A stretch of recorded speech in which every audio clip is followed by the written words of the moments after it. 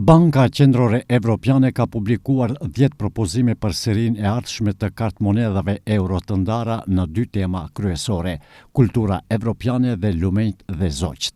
Në variantën e parë shfaqen figura të njohura si Ludwig van Beethoven, Leonardo da Vinci, Maria Callas, Maria Curie, Miguel de Cervantes dhe Berta von Suttner, ndërsa në tjetrin dominojnë peizazhet natyrore dhe shpendët karakteristik të Evropës.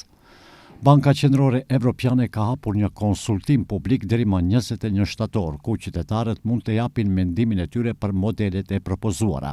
Vendimi përfundimtar mbi dizajnin fitues pritet të merret në fund të vitit 2026. Kartmonedhat e reja do të pajisen me elementet më të avancuara sigurie për të luftuar falsifikimin, do të jenë më të lehta për të përdorur nga personat me dëmtime në shikim dhe do të prodhohen me materiale më miqësore me mjedisin. Megjithatë, ato nuk do të hyjnë më njëherë në qarkullim, pasi procesi i prodhimit dhe testimit do të zgjasë disa vite. Kartmonedhat aktuale do të vazhdojnë të jenë të vlefshme dhe do të qarkullojnë paralelisht me serinë e re.